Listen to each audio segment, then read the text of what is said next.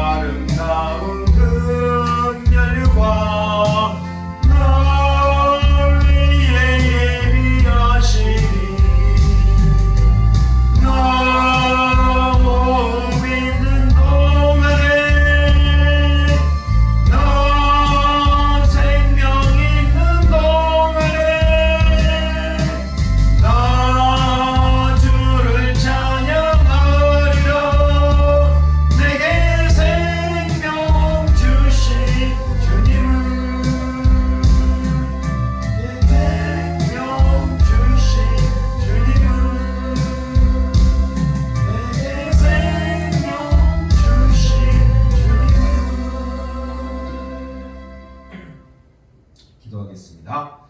지존자의 은밀한 곳에 거주하며 전능자의 그늘 아래 사는 자여, 나는 여호와를 향하여 말하기를 그는 나의 피난처요 나의 요새요 내가 의뢰하는 하나님이라 하리니. 아멘. 사랑의 하나님, 이 시간 주님을 사랑하는 주님의 자녀들이 이 귀한 예배의 자리에 불러주셔서 감사합니다. 하나님, 지존자의 은밀한 곳, 전능자의 그늘 안에 저희들이 늘 거하기를 원하오니 주님 저희들을 품어주시고 오늘도 사랑하시고 주님 저희들을 인도하여 주시옵소서. 주 예수 그리스도의 이름으로 감사하며 기도하옵나이다. 아멘. 하나님께서 오늘 우리에게 주신 말씀은 창세기 18장 말씀입니다.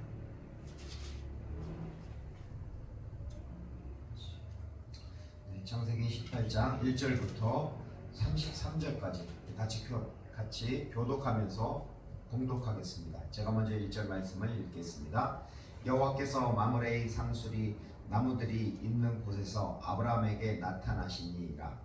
날이 뜨거울 때 그가 장막문에 앉아 있다가 눈을 들어본즉 사람 셋이 맞은편에 서 있는지라. 그가 그들을 보잡고 장막문에서 달려나가 영접하며 몸을 땅에 굽혀 이르되 내 주여 내가 주께 은혜를 입었사오면 원하건대 종을 떠나 지나가지 마시옵고 물을 조금 가져오게 하사 당신들의 발을 씻으시고 나무 아래 씻어서 내가 떡을 조금 가져오리니 당신들의 마음을 상쾌하게 하신 후에 지나가소서. 당신들이 종에게 오셨음이니이다. 그들이 이르되 내 말대로 그리하라. 아브라함이 급히 장막으로 가서 사라에게 이르되 습기 고운 넣은 씨앗을 가져다가 번직하여 떡을 만들라 하고 아브라함이 또 가축대 있는 곳으로 달려가서 기름지고 좋은 송아지를 잡아 하인에게 주니 그가 급히 요리한지라. 아브라함이 엉킨 젖과 의와 하인이 요리한 송아지를 가져다가 그들 앞에 차려놓고 나무 아래에 모셔 섬에 그들이 먹으리라. 그들이 아브라함에게 이르되 내 아내 사라가 어디 있느냐 대답하되 장막에 있나이다.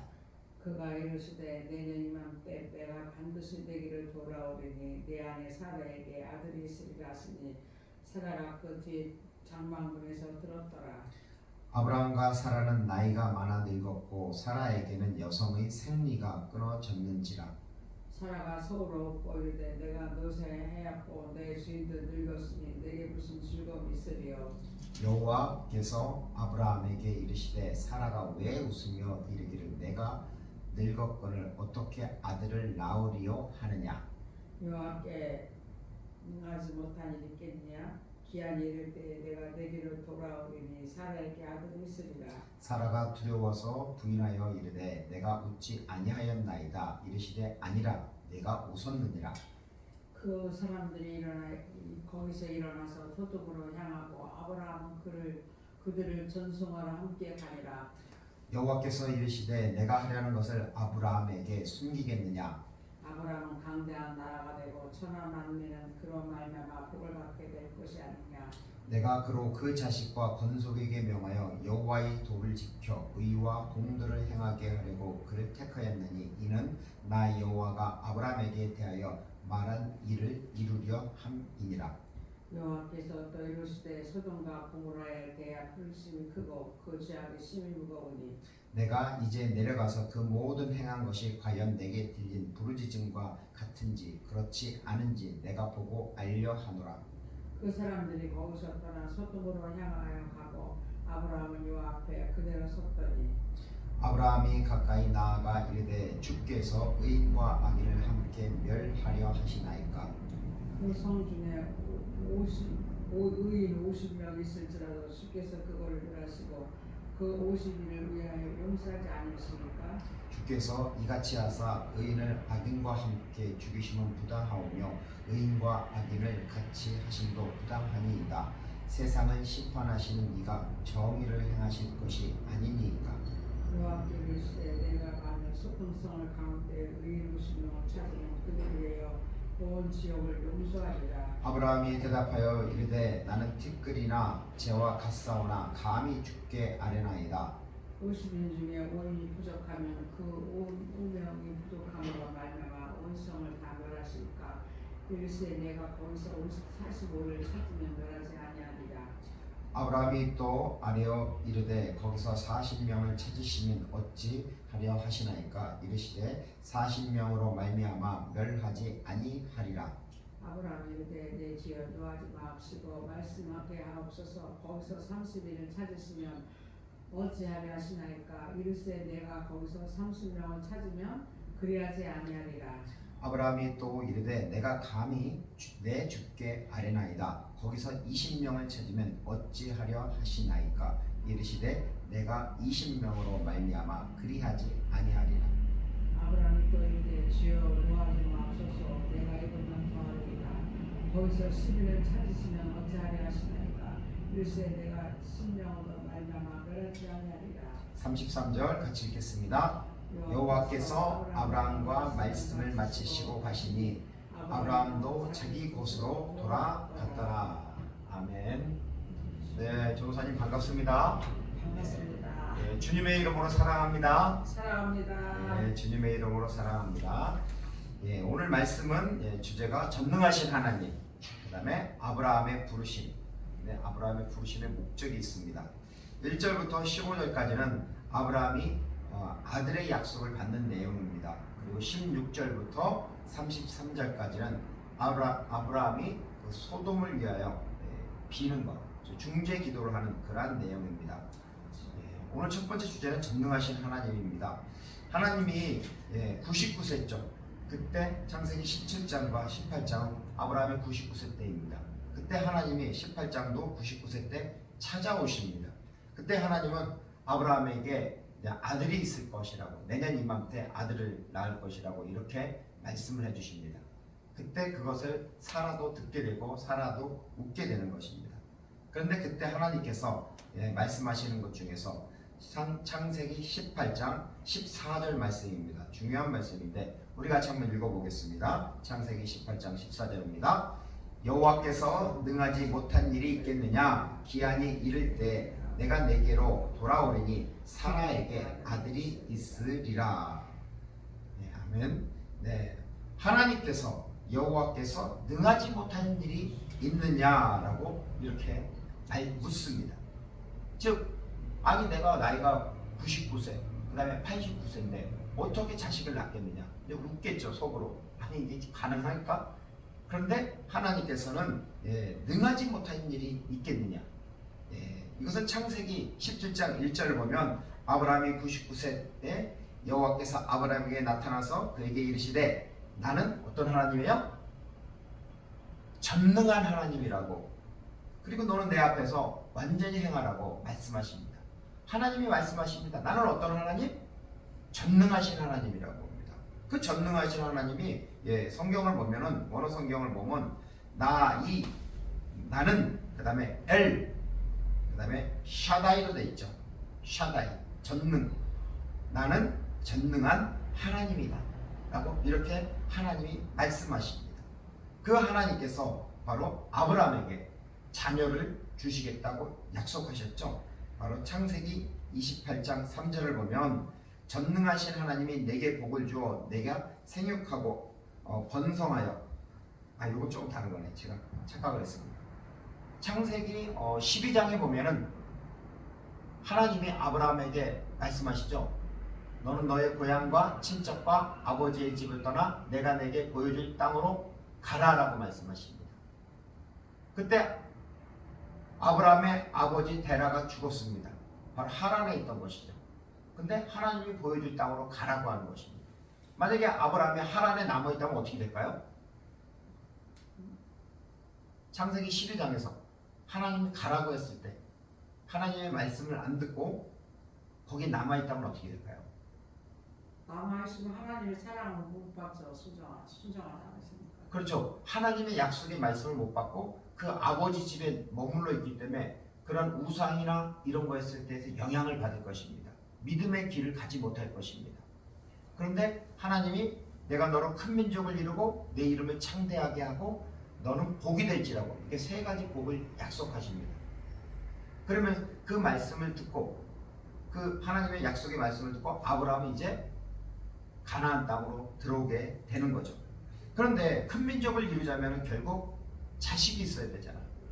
근데 자식이 지금 75세 때 그 약속의 말씀을 받고 99세가 됐는데도 아직 자식이 없는 거예요. 근데 하나님이 큰 자식을 주겠다고 분명히 약속을 했기 때문에 아브라함은 그것을 믿고 있습니다. 그런데 여기서 우리가 놓치지 말아야 되는 것이 무엇이냐면 하나님이 어떤 하나님이에요? 그렇죠. 전능하신 하나님입니다. 그것을 엘샤다이라고 합니다. 엘, 하나님, 샤다이, 전능하신 하나님입니다. 이 전능하신 하나님은 바로 야곱에게도 말씀하십니다. 창세기 28장 3절을 보면 전능하신 하나님이 내게 복을 주어 내가 생육하고 번성하게 하여 내가 여러 족속을 이루게 하시고 라고 말씀합니다. 즉 야곱이 그 형 에서를 피하여서 바단 아람으로 도망갈 때 하나님이 베델에서 그를 만나서 나는 어떤 하나님? 전능하신 하나님이라고 하나님이 말씀하십니다. 그러면서 내가 너에게 복을 주겠다고 말씀하십니다. 그 전능하신 하나님이 우리가 누가복음 1장 37절을 보면은 그 마리아가 그 전능하신 하나님의 말씀을 받아들입니다. 그 누가복음 1장 37절을 보면 대저 하나님의 모든 말씀은 능하지 못하심이 없느니라 라고 이렇게 말씀하십니다. 즉 하나님의 모든 말씀 능하지 못하신 것 같다고, 그것이 바로 전능하신 하나님이라는 것입니다. 너가 아들을 낳을 텐데 그 이름을 예수라 하라고 이런 말을 들었을 때 아니 처녀가 어떻게 자식을 낳을 수 있겠어요? 남자를 모르는데. 그런데 마리아는 그 하나님의 말씀을 바로 능하지 못하심이 없느니라고 그것을 받아들였습니다. 그때 바로 하나님의 놀라운 은혜가 그에게 임하였죠. 우리가 다윗을 보면은 다윗도 비슷한 고백을 합니다. 시편 91편 1절을 보면 지존자의 은밀한 곳에 거주하며 전능자의 그늘 안에 사는 자여라고 이렇게 말씀하고 있습니다. 지존자의 은밀한 곳. 다윗은 우리가 알듯이 사울왕을 피해서 무려 13년 동안 도피 생활을 합니다. 그 도피 생활을 하면서 다윗은 하나님께 고백을 합니다.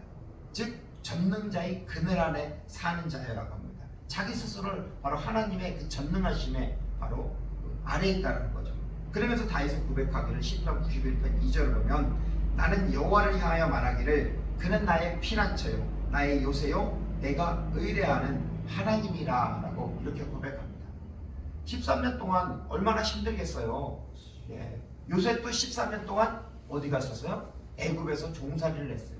다윗도 13년 동안 도피 생활을 했습니다.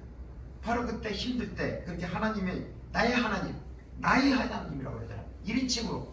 그 다음에 나의 요새고 내가 의뢰하는 하나님. 우리가 그렇게 말할 수 있나요?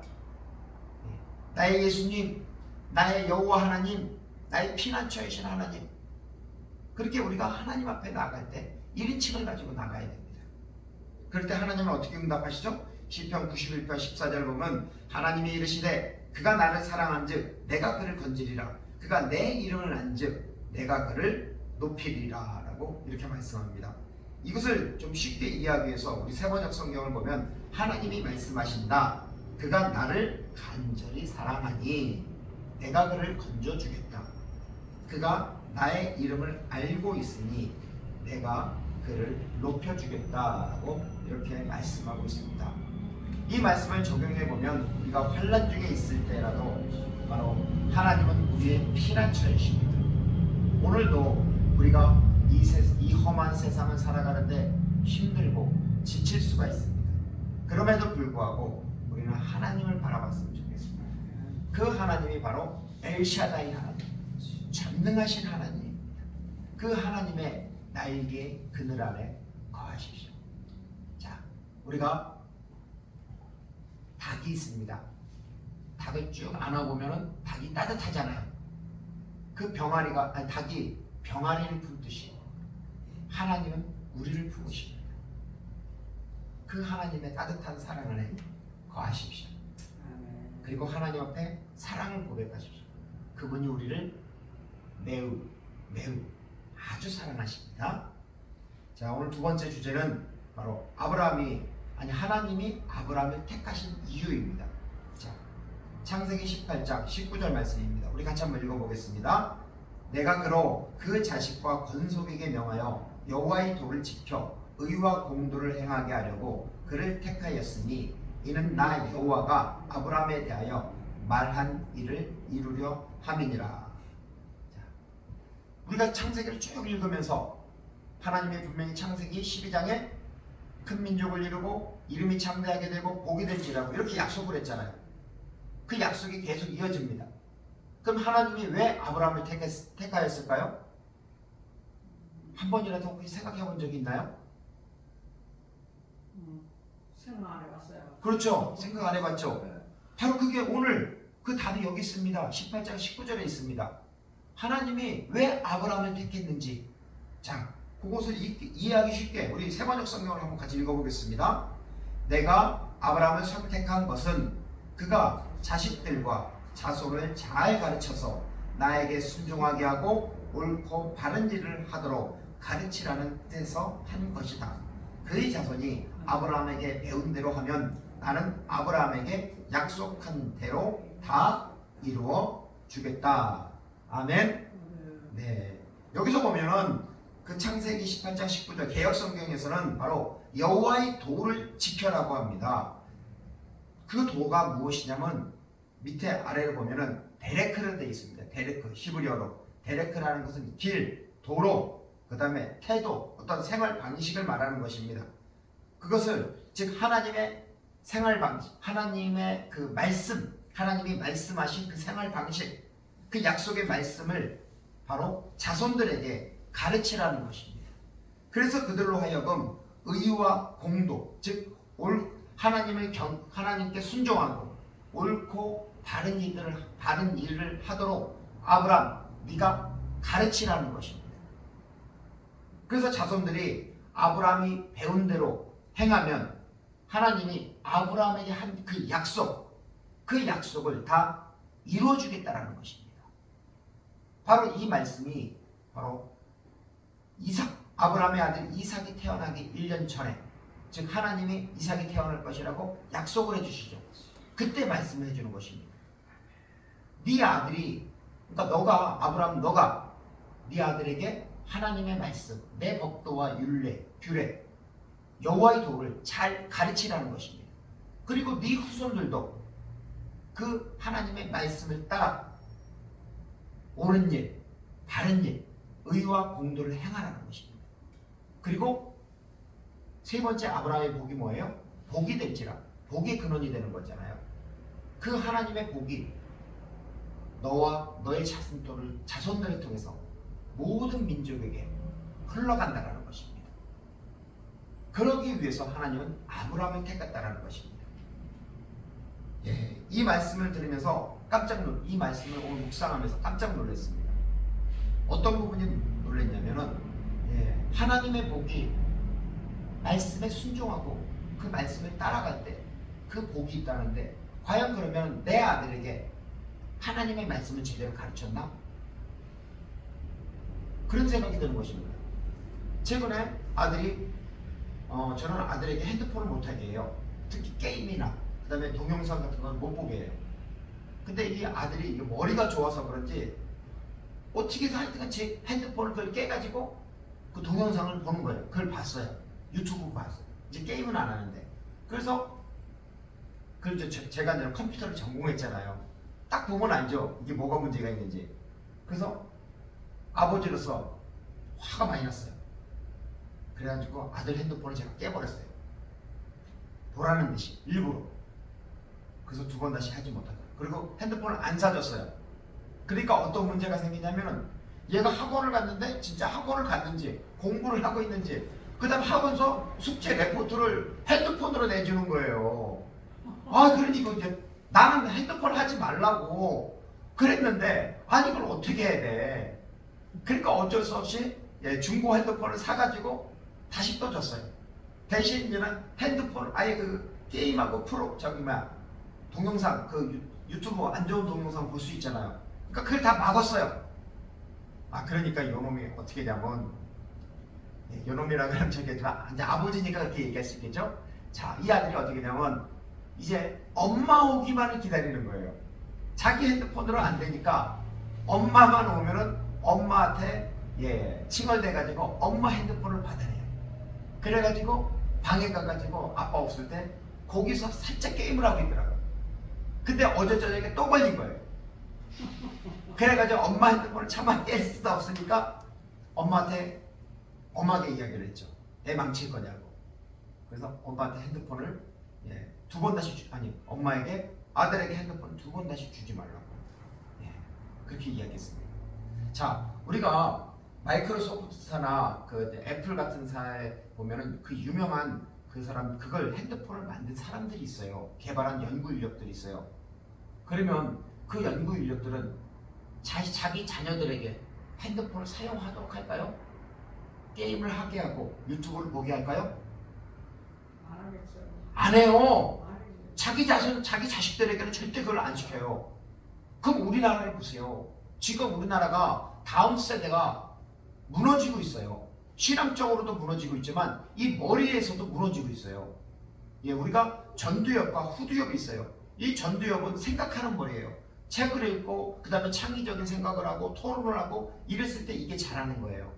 근데 후두엽은 뭐냐면은 그냥 동영상을 보든지 어떤 그 감각이 자라는 거예요. 그러니까 생각하는 머리가 없는 거예요. 남이 시키면은 자기가 생각하고 남이 시키면 시키는 대로 하는 머리가 후두엽이에요. 전두엽은 남이 시키는 걸 별로 안 좋아해요.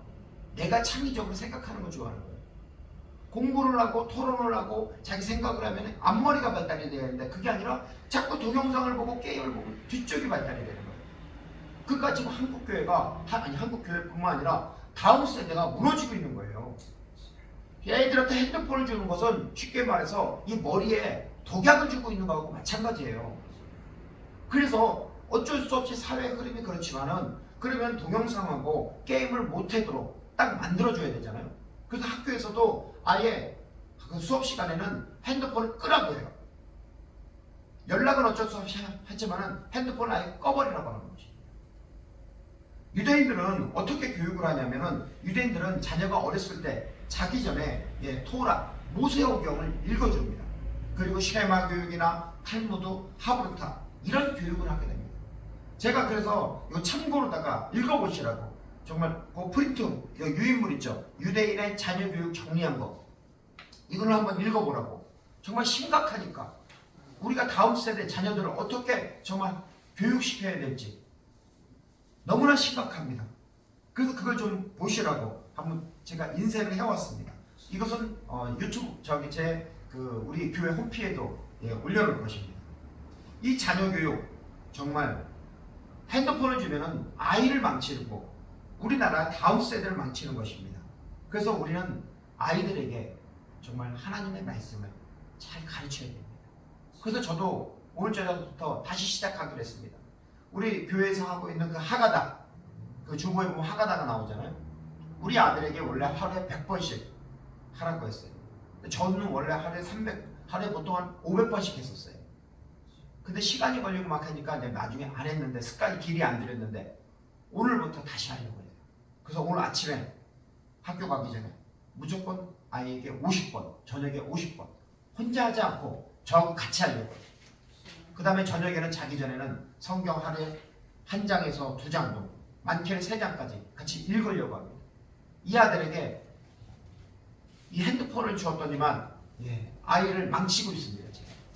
정말 하나님이 아브라함에게 부른 이유 다른 게 아니라는 거죠. 바로 하나님의 말씀을 잘 가르치고 그가 올바르고 바르게 살도록, 그리고 하나님의 말씀, 그 아브라함이 하나님이 말씀하신 대로 잘 가르치라고 바로 우리 부모들에게 주신 것입니다. 그러면 하나님이 주신 복, 그 아브라함의 복이 바로 우리를 통해서 우리 자손들에게 흘러간다는 거죠.